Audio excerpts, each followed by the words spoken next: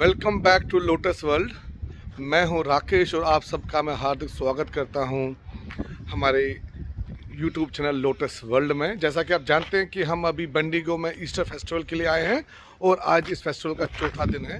इसी के अंतर्गत अब हम आए हैं सेंट्रल देबोरा गोल्ड माइन के ट्रिप पे, जो कि हमको अंदर जाना पड़ेगा 60 मीटर के नीचे, मतलब ज़मीन के नीचे 60 मीटर, और वहाँ पे हम देखेंगे गोल्ड माइनिंग कैसी हुआ करती थी।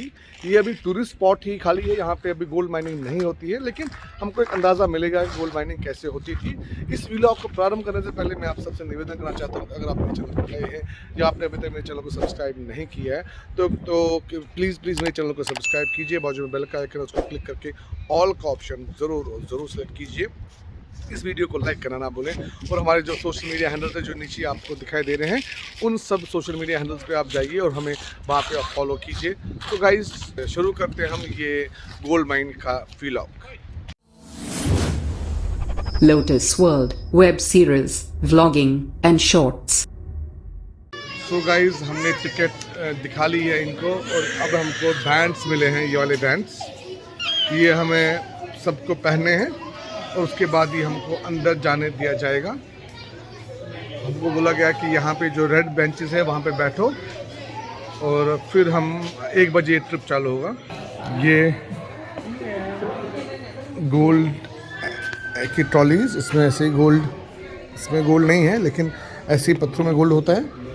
और ये जो अब देख रहे हो कि ऐसे ही नीचे जाती थी, अभी रास्ता बंद किया गया है, आगे जाके नीचे जाती थी। ये ऐसी एक लिफ्ट होती थी जिसको ऊपर रस्सी से खींचा जाता था और इसमें हम बैठ के फिर वो नीचे जाते हैं लेबर, और नीचे से फिर गोल्ड डिग करके लाते हैं। और एक पुरानी ट्राम है ये, दिस ए ट्राम।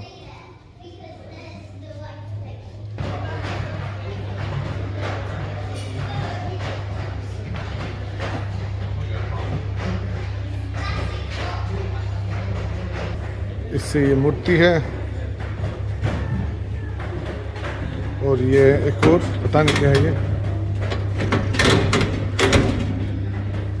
एक मॉडल है ये गोल्ड माइन का यहाँ पे, जो कि छोटे छोटे मोटर से चल रहा है। गाइस अंडरग्राउंड जाने से पहले हम यहाँ पे एक ब्रीफिंग रूम में बैठे हैं जहाँ पे हमको थोड़ा बहुत ब्रीफ किया जाएगा। जो रिस्क वगैरह है नीचे जाने के वो हमको बताए जाएंगे और ये भी बताया जाएगा कि नीचे डूज एंड डोंट्स क्या करना है क्या नहीं करना है। बहुत मज़ा आने वाला है। लेकिन हमारे साथ एक औरत है, उसको बहुत डर लग रहा है। हम उससे पूछते हैं कि आपको डर लग रहा है कि क्या? डर लग रहा है। डर लग रहा है? क्यों? क्यों मतलब? कुछ हो गया तो अंडरग्राउंड जाना है, डर नहीं लगेगा क्या? डर की क्या बात है, मैं तो नहीं डरता। मैं जब तेरे साथ मैंने ज़िंदगी बिताई है, मुझे उससे ज़्यादा क्या टेंशन है। हम तो खतरों के खिलाड़ी हैं। इसको मैं नीचे ही उधर छोड़ के आने बांध के रखूं। यहाँ के प्रोजेक्टर गाइस, अब पता नहीं कि ब्रीफिंग में हमें कैमरा अलाउड होगा यहाँ पे कि नहीं होगा। अगर कैमरा अलाउड हुआ तो फिर मैं शूट करूँगा, अगर नहीं हुआ तो शायद ब्रीफिंग के दौरान मुझे कैमरा बंद करना पड़े। पता नहीं, जो भी होगा अभी आगे ही पता चलेगा। सो गाइस हमारा जो एक डेमो का जो वीडियो हमने देख लिया, हमको बताया गया कि क्या क्या यहाँ पे होना है। उसके बाद हम जाएंगे सीधे अंडरग्राउंड। उससे पहले हमको lift,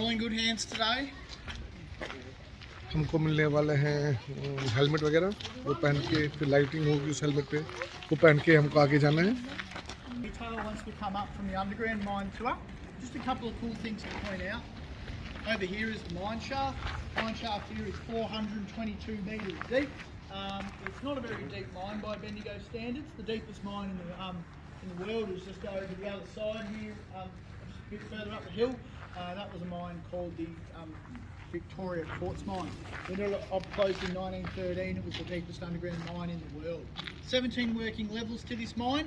We're only going down to level 2, which is 61 metres underground. So we're going down fairly shallow compared to some of the deeper mines in Bendigo. Large white tower overhead is called a poppet head. It stands directly over the main shaft. and around here are all the old historic mine buildings.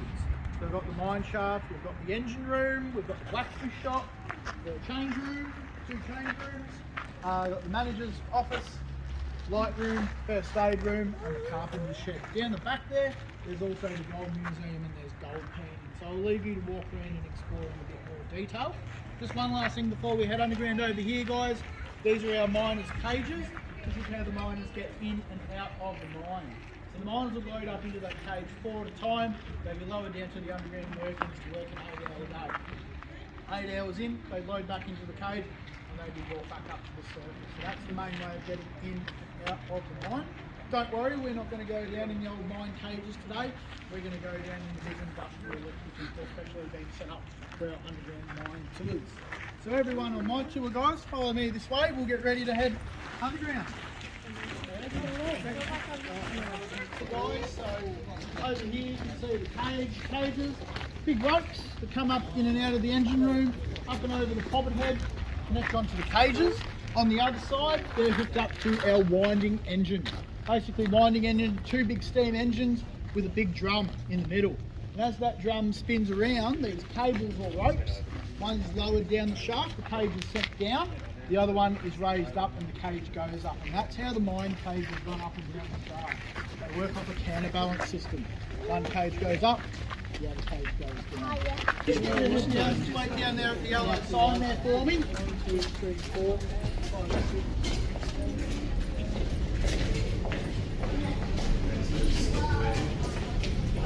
Rightio guys, so cool part of your tour, you guys all get to wear helmets. Rightio, now we've got 2 coloured helmets for you guys today. Blue for our mini miners, they're the small helmets. White for our adult, and me tour guide, I get my special red helmet just so you know who I am, as well as a big high-vis vest so you know who to follow around the tour today. Alright, so we also have hairnets. Hairnets are not compulsory, but feel free to grab one if you like. Just grab a hairnet like so, pull it out from the middle, hairnet on top, chuck your helmet. All the helmets, regardless of what colour you're wearing, has a small wheel at the back. Left to loosen, right to tighten. You can use that to adjust the size of the helmet, give you a nice comfortable fit. Light on top has got a big red button. Press that a couple of times, that will turn on your main light. Press it a couple more times, that will turn the light off. Just leave them on top of the helmets, guys. They're hooked onto a bracket, so wherever you look around, your light will follow, so you'll be able to see where you're going today. It is very wet and slippery underground as well, so please mind your footing. Please watch your step as we make our way around the tour. What's your question, big man? What's the That's the lift. That's bringing a tour group up. So they'll unload, get their helmets off, we'll put our helmets on, and we'll go down. How does that sound? Good. Let's get into it, guys. Head around to the left-hand side, grab yourself a helmet, we'll get ready to go. I wanted the blue one. पकड़ना I the blue.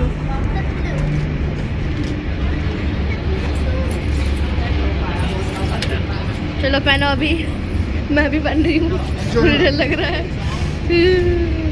So guys, हमने helmet पहन लिया है. अब हम हो गए हैं the miner.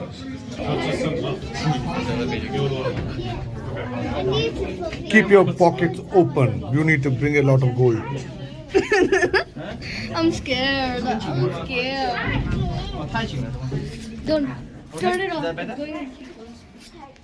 हम लिफ्ट में हैं. मैं यहाँ पे वीडियो पॉज करता This हूँ. is our big industrial lift, guys. This is not actually part of the original mine. This was mined out back in the 80s. Mine today, a large industrial lift. Call these Alamacs.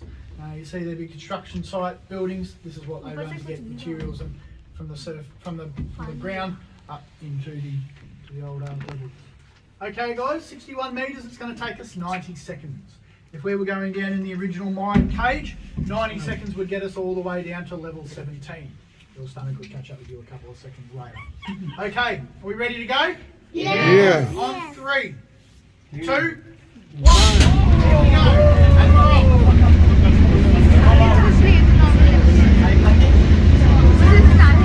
So 90 seconds. A couple of seconds on either side.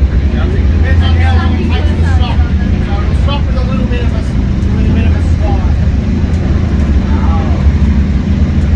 So this is our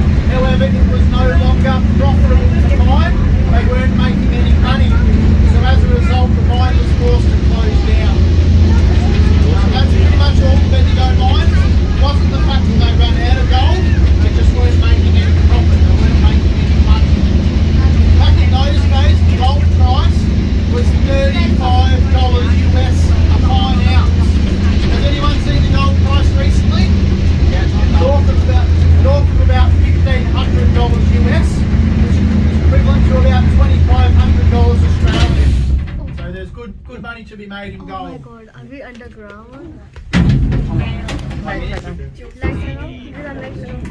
Okay, guys, welcome to level 2. Head on to the other side. That's where to up.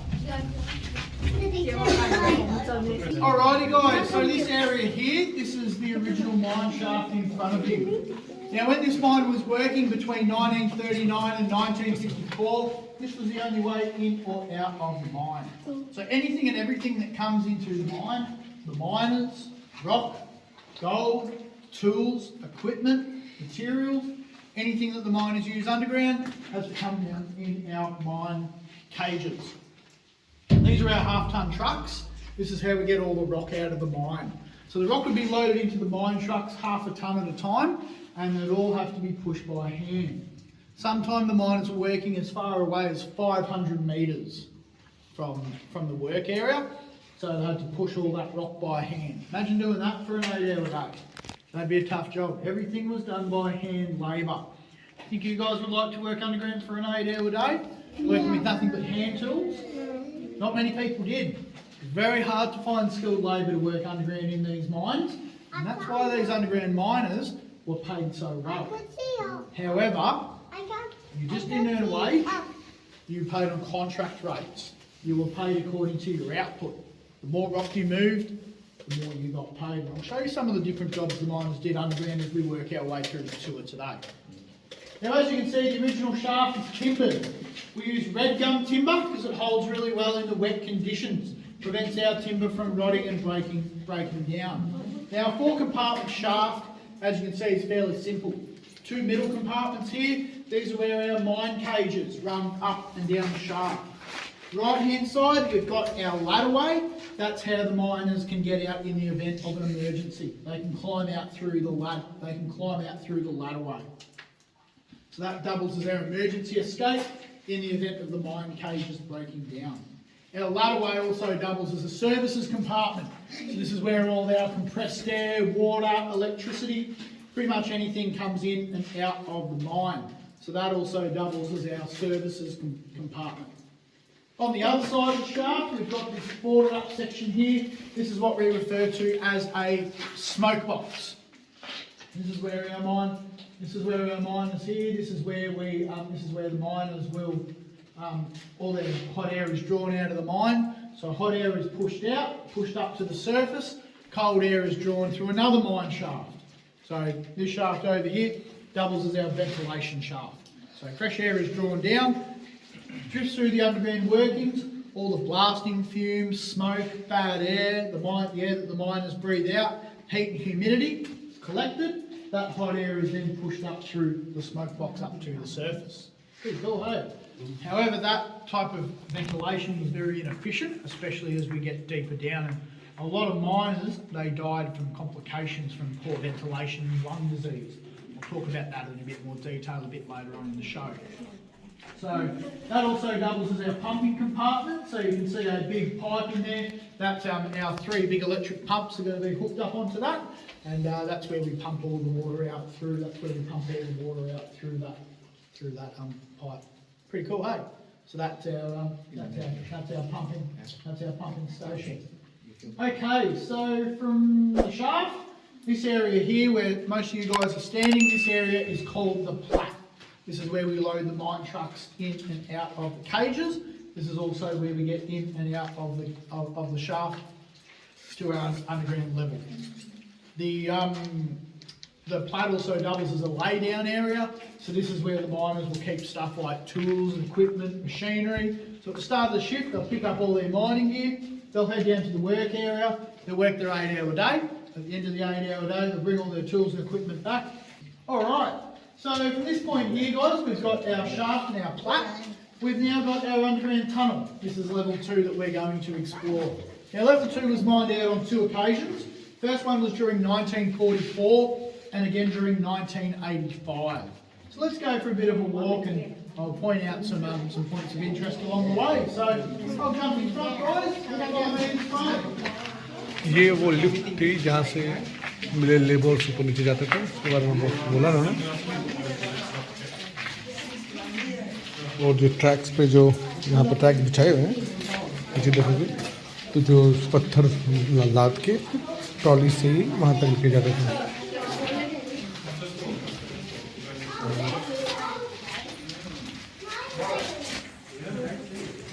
पूरा गीला है, तो अगर आपको यहाँ आना है तो मेक श्योर कि प्रॉपरली शूज़ पहन के या ओपन शूज़ वगैरह सैंडल वगैरह अलाउड नहीं है, क्योंकि गीला बहुत है यहाँ पर। अभी ये माइन ऑपरेशनल नहीं है, तो ये 44 82 बाई कुछ ऑपरेशनल थी वाला लेयर, ये पूरी माइन अभी नहीं ऑपरेशनल है।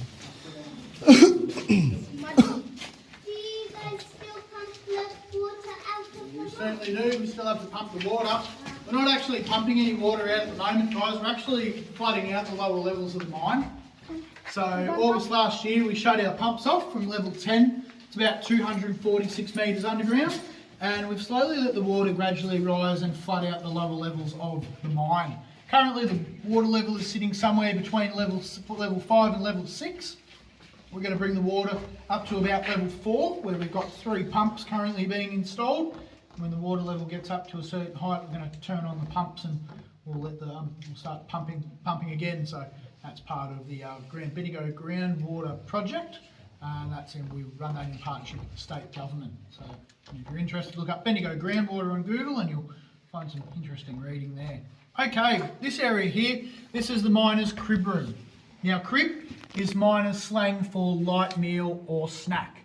This is where the miners had their meals and breaks whilst working underground. So working underground in a Bendigo mine back in the 1940s and 50s, miner worked an 8-hour day with a half-hour lunch break. They were kept underground for their entire 8-hour shift. Main reason being is we don't want any gold being stolen out of the mine. We also want to get as much work done underground as possible. So miners would come underground, they'd bring all their lunch, their cribs Cornish for light meal or snack. They'd bring down all their mining gear, and as they were walking past their work area, they'd drop their lunchbox and all their gear off at the crib room, and then they'd head down to their work area. Now the miners would be broken into teams of 2 or 3. They'd have their own designated work areas. You'd probably have about 15-20 miners in a mine this size working underground on an 8-hour shift. So you'd have one crew would work the morning shift from 7 in the morning till 3 in the afternoon. The next crew would work from 3 till 11 o'clock at night. So they were the 2 8-hour shifts that they mined rock out. Back in the early days, some of the larger mines in Bendigo, they worked 3 shifts. So the night shift as well, that was from 11 o'clock at night right through till 7 the next morning. So some of these mines worked 24 hours a day.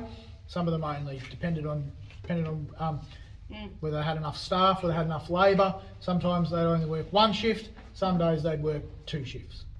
Now this mine was very lucky to continue operating during the Second World War, largely due to labour shortages. It was very hard to find skilled labour, and that continued to be a big problem throughout the working life of this mine. Now in the old days of mining, when they first started going underground in the early 1850s during the gold rush, candles were the soup of the day when it came to underground lighting. Mine candle would last about 4 hours. If you worked for yourself, you had to provide your own candles, you had to buy your own mining gear. If you worked for a mining company, they would provide you with a candle. However, every fortnight when the miners' wages came out, they had to pay for their own candles. So the mining company, to try and reduce their mining costs, would pass on the cost of certain items onto the miners. And this continued throughout the entire history of Bendigo. By the time the Central Deborah was operating in the 1930s, they were using one of these. This is what we call a carbide lamp, or a Bendigo bucket lamp. Now it's a fairly simple construction. It's made out of 2 parts. First part is a bucket filled with water. This one is a container filled with calcium carbide. Punch a small hole in the side of the container, dunk that into the container with the water. Water and the powder will react with one another, give off acetylene gas. The acetylene gas will make its way up this tubing here, light it with a match, you'll get a nice powerful flame about yay big, about 15 times as powerful as an average candle. And one of those will last roughly about 4 hours. 4 hours into the shift, the miners will down tools, the light will start to die off. That's the sign that it's crib time. So the miners will come down to the crib room, they'll refill the carbide powder, water, have a quick bite to eat, quick drink, maybe a couple of games of cards with the other guys, and then pick up their mining gear and they'll head back to work. So they're carbide lamps. Mining company would provide you with a lamp. However, the miners had to pay for their own powder. Now, a lot of miners working underground, especially the more experienced miners, were contractors. Now, they would go to the mine and they'd hit up the mine manager. What work have you got? Oh, yeah, we're going to do this, this and this. Oh, yeah, how much is that work worth? Oh, yep, so much a metre, so much a tonne. He would then get a couple of his mates together and they'd set up a contract team. They would go and work in that mine, probably say 6 months. The contract ran out, they'd go to another mine, another one, and they'd work it. So there was very high turnover in these mines. So very similar to Clint Eastwood, you know, being his old spaghetti westerns, looking for the job that offered the best money. So it was all about money. By that time, it was very hard to find skilled labour, and that's why they opened up the mines on the contract system. That was a way of attracting skilled miners because the money was very good. Working underground as a skilled miner, Central Deborah, you're one of the highest paid people working anywhere in Bendigo. Back in those days, good mine manager, he could be earning about £25 a week. Skilled miner could be earning up to about £25 to £30 a week. So some of them were earning more than the mine manager. As an equivalent, basic labourer, about £10 a week. A skilled trade like a blacksmith or a carpenter, probably earning about £15 a week. To give you an idea, £30 is equivalent of about $1,500 a week in today's money. So it was pretty good money, but mind you, the standard of living and the conditions in which the miners lived back in the 1950s were a little bit lower than what we put up with today. You can imagine very dangerous. This is the sort of safety gear that the miners wore, helmets, that kind of stuff. Mind you, however, that if you wanted to use a helmet underground, who do you think had to pay for it? The miners, again, you had to pay for your own safety gear. That'd fly with the unions today, wouldn't it? So that's the old miners' helmets. Now, despite the miners being paid very well, gold theft was sometimes a little bit of an issue. People tried to put their hand in the till, sneak a bit of gold out. Now, at the end of their 8-hour shift, the miners would go up to the change room. They'd be in their old, wet, dirty mining clothes. First thing they would do is when they're in the change room, they would strip down naked out of their old, wet, dirty mining clothes. They'd hang their clothes up on hooks. Their clothes would dry overnight. As their clothes were drying, they would shower, change. They'd leave their clothes overnight. Come back the next day, they had a nice set of warm, dry clothes ready to start the next shift. Now, as they were changing, showering, getting ready to knock off at the end of the day, they'd be subject to a compulsory gold search. Now, the miner typically commonly employed a caretaker or a watchman. He was also called the rag picker because he picked through the miners' clothes or rags. So you'd search through the miners' clothes, you'd search through your lunchbox, your drink bottle, your backpack, maybe your tobacco tin, but search through anything on your person, making sure you weren't trying to sneak any gold out of the mine. If you got caught trying to get stolen gold out of the mine, you'd lose your job on the spot. You'd be banned from mining on the Bendigo field for the rest of your life. So if you tried to sneak gold out of a Bendigo mine, you had to be very, very careful not to get caught. So this one, guys, this is our underground function room. So this was mined out back in 1989. This is a later addition to the mine. Alrighty, guys, so this is our miner's toilet. As you can see, fairly simple. The old bench, bucket and toilet seat. As you can see, very primitive, no hygiene, no privacy, but if you got to go, you got to go, don't you? So that's the mine. That's the miner's toilet there. As you can see, these would normally be set up in old areas of the mine. Keep the smell away, give the miners a bit of privacy as well. The old bucket, that would routinely have to be taken up to the surface to be cleaned out. Pretty messy job, not very smelly, not very pleasant. Do you reckon the miners put their hand up to get some gold out? I reckon they did, because this is a good opportunity to maybe smuggle some gold out of the mine. And sneak the gold out of the toilet. Brings a new meaning to the word nugget, doesn't it? I'll leave the rest up to you. Alrighty, guys, so as we're working through our mine tunnels and all that, one of the biggest dangers of working underground is rockfall down on top of us. Now, part of the miner's job was to keep their work area safe, and this was all part of the miner's job. This is our what we call a bar, or a scaling bar. Now, first job the miners had to do when they started in their work area was sounding the ground. So So we're going to start mining in this area here. You can see some quartz, some white rock.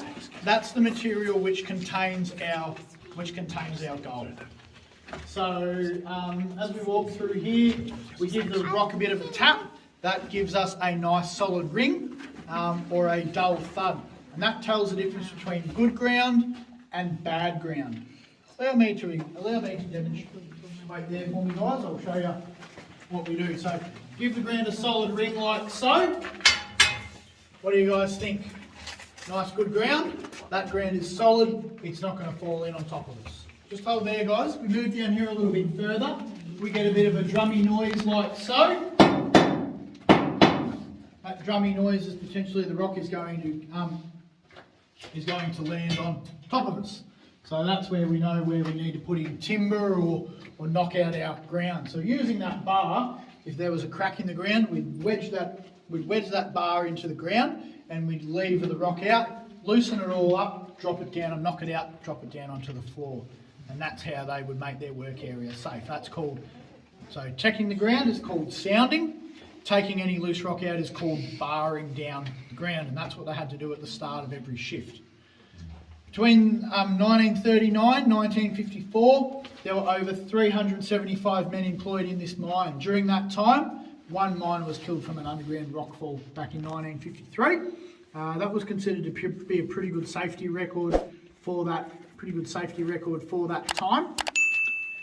Despite that, the mine was considered to be a pretty safe mine. Note the safety standards of the 1950s, very, very different to what we accept in the present day. How about your question? Why are these things? Oh, very good. This is what I was just about to talk about. These bolts. These are what we use in modern days to support the ground. So that's one of our rock bolts. Pretty tall, isn't it? That's about 2 metres tall. That's one of these bolts here. Now what we do, this is what we use in modern day mining. We take a rock drill, we drill a hole roughly about 1.5 metres, 2 metres long. We take the bolt and load the rock bolt into the hole. Rock bolt is loaded in. Once it's loaded into the hole, the rock bolt is pushed back out on itself. So those bolts, they'll push back up, they'll lock nice and tightly into the ground, they'll hold everything up in place. So as the rock bolt is pushed up, it'll support the surrounding rock. Each one of these bolts can hold up to 7 tonnes of rock each. So they're pretty tough, bolts, and they can last for about 15-20 years. This is what we use in modern day mines. Nowadays they're used all around the world. These were first introduced in the 1980s in Australia, and nowadays they're used in modern day mines all around the world. These were never used underground at Central Deborah. The technology had not been invented by that time. They weren't invented until the 1970s. Prior to that, Central Deborah had to use timbering, which I'll show you a little bit further down. What's your question? No, just wanted to put your hand up. Oh, the yellow stuff. So those yellow marks, that tells us where the ground is potentially unstable. So we found an area where we thought there might be a rockfall, and to prevent that rockfall, we've put in a rock bolt. Every week we walk around with a scaling bar too, and we scale out any rock, and if we find any areas we're not sure about, we nick a little bit of spray paint on it, and that's the areas that we watch out for. We call them hot spots. So if we find the ground's about to collapse, we'll bring underground an engineer and he'll tell us to put in rock bolts or pull out the rock. So that's an ongoing part of what we do in our mine. Safety is very important. We do a lot of safety and a lot of maintenance behind the scenes to keep the work areas safe. This is our timbering. So the old timers here, they would install timber work. So timbers here, they're all installed by hand. So timbers would be cut to size, by a carpenter who worked up on the surface in his workshop. Timbers would then be lowered down into the underground mine, and they would all be installed by hand. Now back in the 50s, they would cut notches or joins into the timber work. Everything here they wouldn't use nails or screws. Some of the newer stuff you can see here, this has been installed to reinforce it in later times. That's all been bolted in, but they will rust and break down over time. Whereas in the old days, it was just all timber work held in together using notches and joins. So a carpenter, he was a pretty skilled guy. He would have to be very careful with measuring and cutting it to size, because if it was too big or too small, well, they'd have to cut it again and There's another waste of timber. So he had a pretty big job. While he cut the timber work, the miners would install their own timber work as part of their job. So miners were multi-skilled. They would learn how to do everything underground in the mine. So rock drill, explosives, shovel, pushing trucks, laying rails, running pipes and installing timber work. So it was a very multi-skilled job, and the longer you stayed in that job, the more stuff you'd learn, your experience and your job and your pay would go up. So general miner pushing mine trucks, he was a lower paid guy. More experienced guys were doing timber work, rock drill jobs, that sort of stuff. They were more of the higher paid guys. Gold का है gold का है ये देखना हाँ सी gold over there वो देखिए ये देखना गोल्ड है see gold is there lots of gold Rightio guys, this area here, this is our quartz reef, and this is our gold. So step right up to the window there guys, you'll all be able to see a piece of gold inside the window. Now, gold as a general rule here in Victoria is only found inside quartz, the white rock. So when they started mining underground here in Bendigo in the 1850s, they would follow these little quartz veins. They also called them reefs. Initially they were large outcrops up on the surface, and then they started following them underground.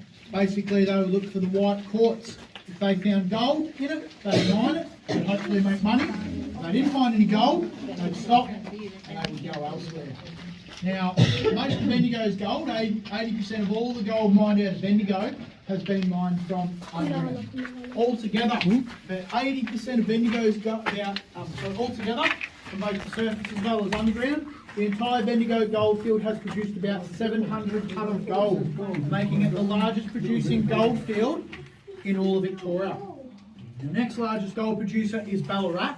They've produced about 350 tonne of gold. Followed by Castlemaine, they've produced somewhere around about 150 tonne. Alright, so step right up to the window guys, you'll all be able to see a piece of gold. Now gold has a very distinctive orange-yellow colour. The silvery shiny stuff through there as well is also known as fool's gold. So fool's gold is brassy, silvery, shiny. Real gold is more of a dull yellow colour. So I'll give you guys a couple of minutes, have a quick look at the quartz and the reef, and then we'll carry on to our next stop. gold चलो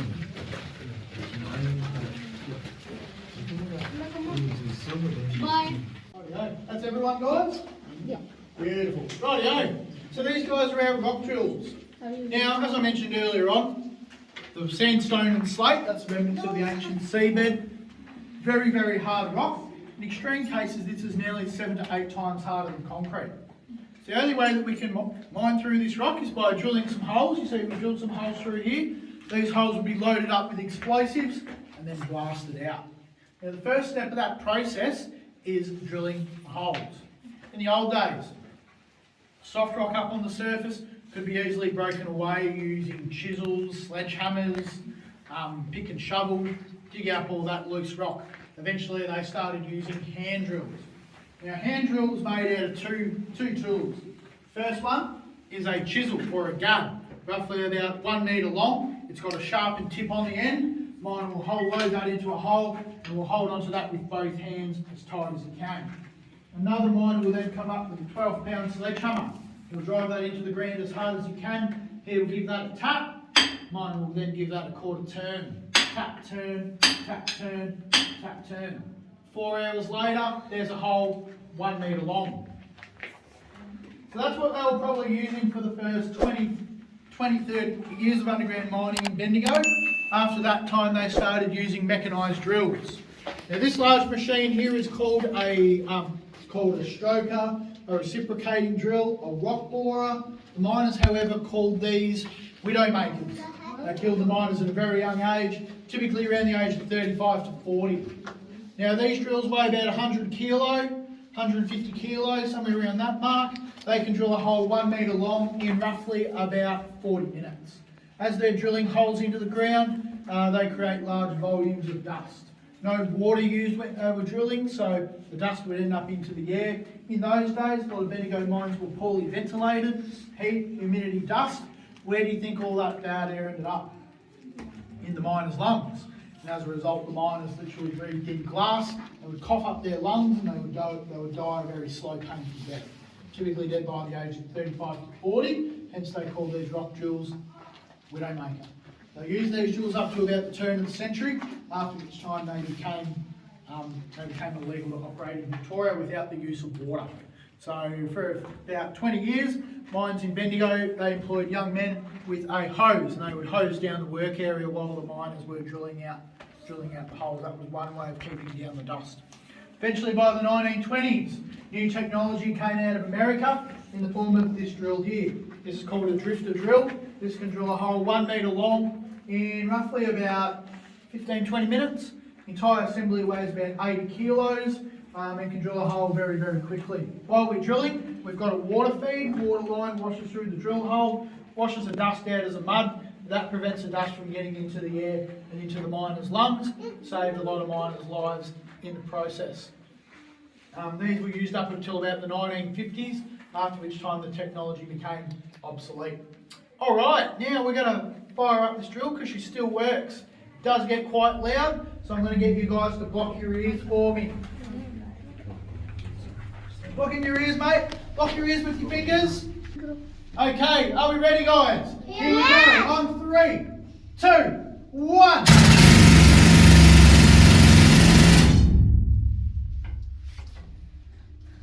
That was scary.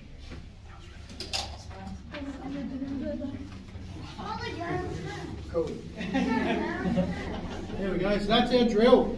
That's pretty noisy, isn't it? Yeah. Imagine working that next to that for an 8-hour day. No hearing protection. Not till the 1960s. So not only lung disease, but industrial deafness, as well as constant vibration of the drill, arthritis, rheumatism, that sort of stuff. Very dangerous gig, but this is the highest paid job in the underground mine, so this is a job that everyone wanted to do. Now, in 1949, new drills started to come out to Australia from Sweden. This machine over here. This is called an air leg or jack leg drills.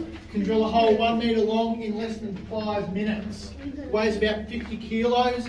Very fast, very efficient drill. Miners call these jack leg or air leg drills. Nowadays they're used all around the world, all around Australia. Though most of mining is being overtaken by large-scale machinery, automation, that sort of stuff, robotics. So a good air leg miner working over in WA, you're earning upwards to about $300,000 a year. So pretty good money. When these first came out in the 1940s, however, the cost of buying them up front was quite high. Mines like the Central Deborah are only small operators.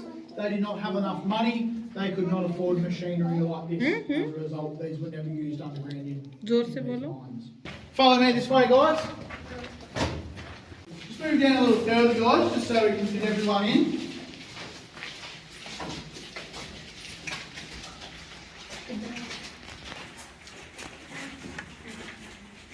Okay, guys, so this is our explosive display.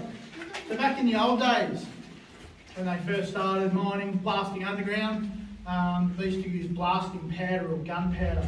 Very dangerous, very unreliable explosive.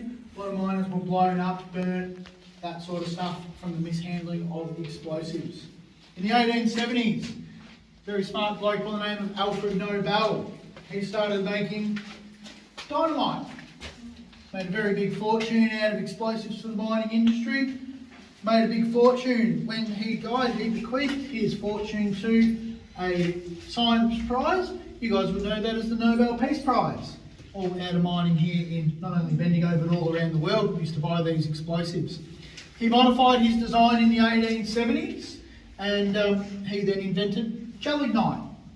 So 1870s to about the 1950s, most of the Bendigo mines were using either gelignite or dynamite. So basically dynamite is a packaged explosive, about 20 centimetres long. You would load about 5 or 6 of these into a drill hole. You would load those holes up. You would then connect that to a length of fuse wire. Fuse wire would be cut to a length of up to 2 metres long. Connect all your fuse wires together and you would light the fuse wires off one by one. So they would load all those holes up with explosives, light the fuses one by one, the fuse wires would run, and they would set off the drill holes one by one. They would would count them all to make sure everything is blasted out nice and safely. Okay, so what we've got here, guys, we've got one of our blasting patterns. This has all been wired up with explosives. This is what we use in modern day mining. Modern day explosives, we prefer to use this stuff here. This is what we call ANFO. Simple mixture of fertiliser with diesel oil, stick of power gel, electric detonator, wire everything up, detonate it remotely from the surface. Much safer, much more reliable way of blasting out our rock. So what we've got here, guys, we've got our area which has been wired up to blast. So we've got our drill holes. We start off with 2 holes in the middle. These are the first 2 to go off. Now we blast this sequence out in pairs. Now rather than blasting all the drill holes we've drilled out in one go, we set them off in a sequence, a bit like a fireworks show. Different explosives go off at different times. We start from the middle, we work our way out, we form this big square. Gradually the square will get bigger and bigger and bigger until it takes the final shape of the tunnel. 2 metres wide, 2 metres high. Ready to go? Going to set off our blast.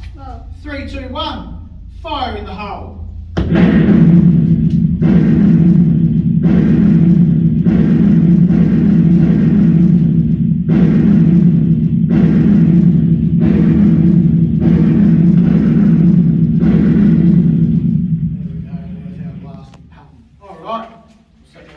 Here we go. 3, 2, 1. Fire in the hole.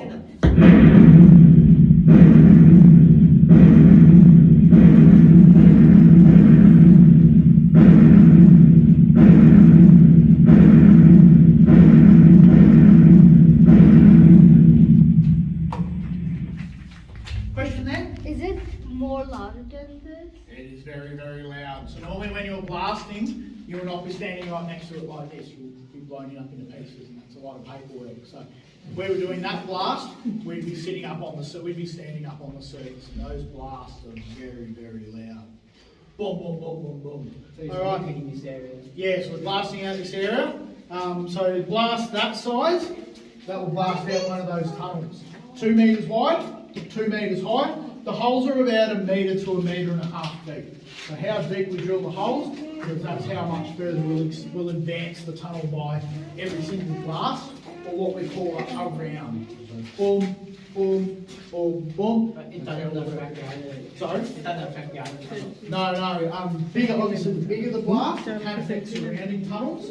But say if we're mining out here on our own, we're not impacting too much. Big blast. So nowadays, big mining companies can blast hundreds of thousands of tonnes out in a single blast. And that'll give them enough dirt to mine out for 6 months. These are massive, massive big holes in the ground. Ours are a little bit smaller, so we don't get as much issue. The problem is the rock in the surrounding area. So obviously when you're working and you're drilling, a big rock will come down on top of you. That's when we have to fire and scale that rock out at the start before we start the next shift. Larger mines, for example, places like Fosterville, they're a big mine working not far out of Bendigo, 20 kilometres to the northeast, back in this direction here. Their tunnels are much larger, 5 metres wide, 5 metres wide. Their holes are up to about 4 metres deep. So tunnel our size, 2 by 2, we only blast out about 15, 20 tonne per blast. Larger one, for example, Fosterville, their tunnels are much larger. They're about 250 to 300 tonne a blast. Very big holes in the ground. What's your question, big fella? Why are there different coloured? Oh, these are some other patterns that we use, guys. So this one here on the left-hand side, this is the wedge cut. Early years of mining in Bendigo, 1850s, 1860s. It's very inefficient because it blasted out the rock into large blocks, which were hard to pull out of the workings. We want to break the rock down to a smaller size, so it's easy to shovel and clean out of the mine workings. This one over here on the right-hand side, this is called the Bendigo drag cut. This was drilled out using either a widowmaker or a drifter drill. So this was the main blasting pattern that they were using in the central Deborah right up to 1954. This one here called the burn cut or the post hole because it's got a post box in the middle of it. That's from Sweden, and that was brought out with the air leg drills back in the 1950s. So this is the different blasting patterns that we use. Pretty cool, hey? All right, so now we've blasted. We've got a big pile of rock laying on the floor. Now comes the fun part. This is a large rock shovel. It operates off compressed air, it runs along rails, it can load up a half-ton truck in less than 5 minutes. So it's a very fast, very efficient machine. Unfortunately, these were never used underground in the central Deborah, quite simply because of their cost. They're very, very expensive machines. Small ones like the central Deborah could not afford this machinery. Instead, everything was done by hand, using hand tools, pick and shovel. Shovel up the loose rock, load it up into the mine trucks, clear it out of the work area. Very slow, very expensive way of mining, but that's how they did it underground back in the day. So about 10 to 15 minutes per truckload, 15-20 tonne of rock would be equivalent to about 30 to 40 of these half-tonne mine trucks. So shovel up all the rock, load it up, and that's how they clear all the rock out of the work area. Very slow, very expensive process, but that's what they did back in the day. Imagine doing that for an 8-hour day. That'd be a tough job, wouldn't it? So over an 8-hour day, come down, pile the rock, shovel out about 15-20 tonne of rock, clear that rock out. While we're shoveling out the dirt, got another miner with a rock drill, drilling his 1.5 metre holes into the ground. He'll drill about 20 to 25 holes. That's a space of about 7 hours, including a half-hour lunch break. Sometimes the miners wouldn't take their breaks at all. They just work their way through, get as much rock cleared out as possible. An hour to go, holes are drilled, take the rock drill away, box of explosives, load up all the drill holes. That takes about half an hour before the end of the shift. That's our designated blasting time. So we'll light the fuses, we'll head out, up in the cage, blast will go off, boom, boom, boom. Next crew will come down half an hour, make the work area safe, and they'll start mining out again. We had to do that every single day. Now working 10 days over a fortnight, miners work 5 days a week. If you could get a blast at the end of every shift, you could mine up to 15 metres in a fortnight. Those guys were some of the highest paid people working underground in these mines. Some got more, some got less than others. So sometimes they competed against each other to get the most tonnes or get the most metres. That was all part of the fun. But overall, pretty good job, make some pretty good money. Alright guys, well that's pretty much everything I can show you underground today. I hope you all enjoyed your underground tour. I hope you all enjoyed your underground experience. So now what we're going to do, we're going to head back up to the surface. We're going to get you out of your helmets and lights. We're going to load up the cage and head back up to the surface. So follow me around this way. We'll head back up to the top. Last stretch through here guys, very wet and slippery. So just mind your footing as we make our way around.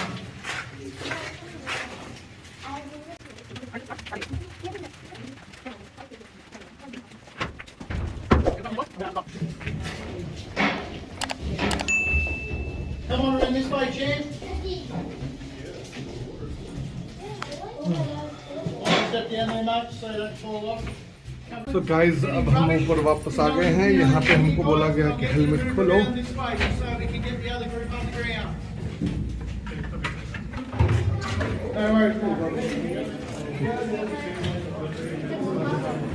अच्छा यहाँ से हम आए थे ना, 2 lift है इसकी। यहाँ से गए थे वहाँ। Stop guys, wait please. Please listen. Let's head back up to the top. Alright, let's go. You know you're breathing in air out. Clean air. There's no gold. I thought I will get a bag of gold. Plenty to see and do. You've got the Gold Museum. We kept the kids entertained for a couple of hours. There's gold panning. Gold museum. Gold museum. अब जाएंगे हम museum में guys. Gold वाले। कविता डर गई थी है ना? वैसे ज़्यादा तो काफी डरी थी। तू क्या बोल रही, तू नहीं जाएगी? मैं भी गई थी। मैं लास्ट होने वाली थी माइन में। उनको लगा ब्लास्ट होने वाली है माइन में। लास्ट होने वाली थी माइन में।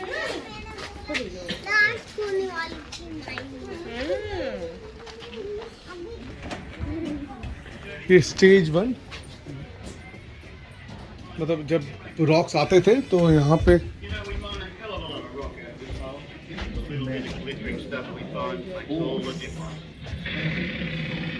Is that real gold? That's not real gold. Gold है। कितना से गोल्ड है, ऐसे बनाया हुआ है।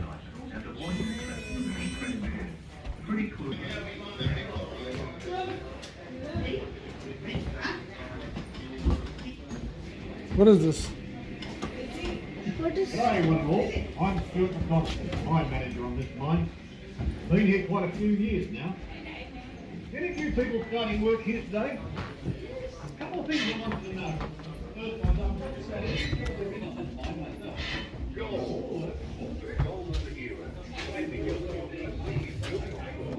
ये आधा टेबल की वजह से इधर क्यों नहीं है इधर कांच क्यों है क्यों नहीं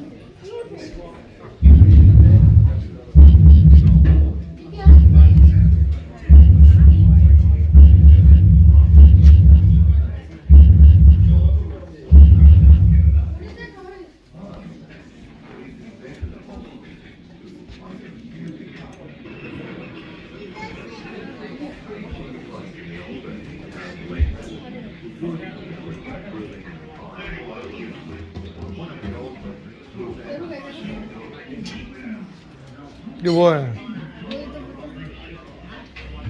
रिदान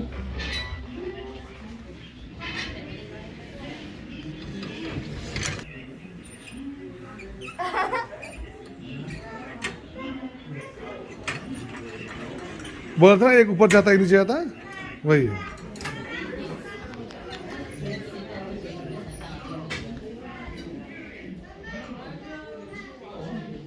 ऋतु ऋतु कहाँ इधर देखो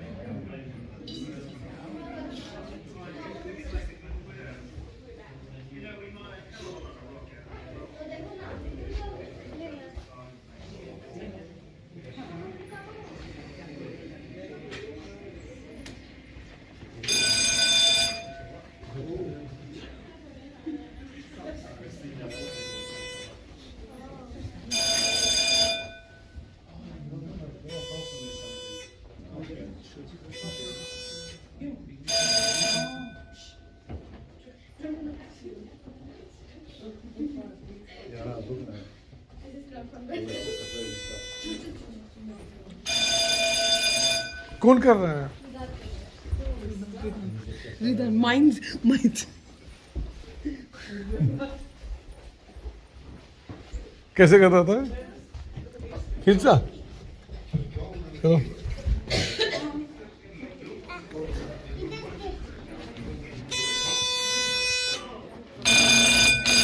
बस बस बस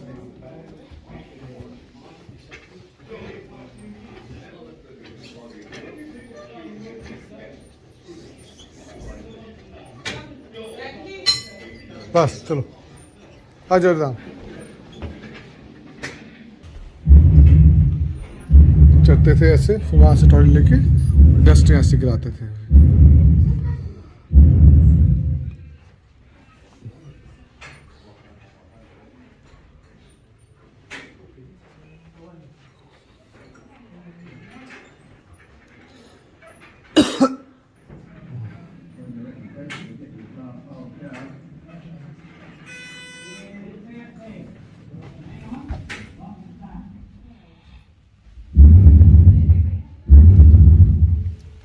बस इसमें गोल्ड है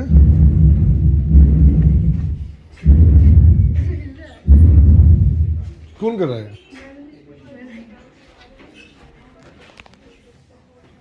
this is a real rock ये गोल्ड ऐसे बोला हुआ they are just telling that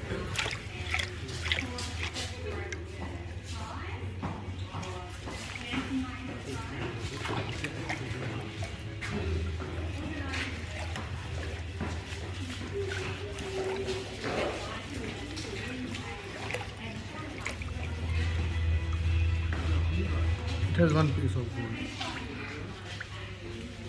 Very, very minute. See.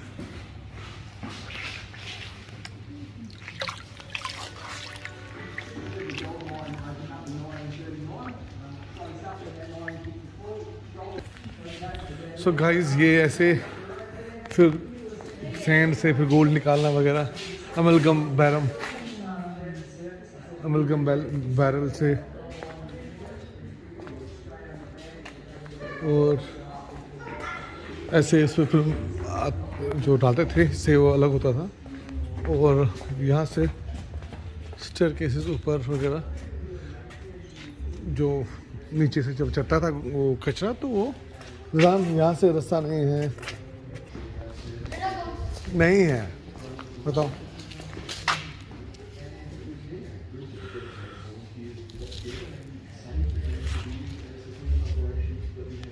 Gold? Huh? Is that gold? No, colour है। चलो करता नहीं है गोल्ड इसमें। Hey madam,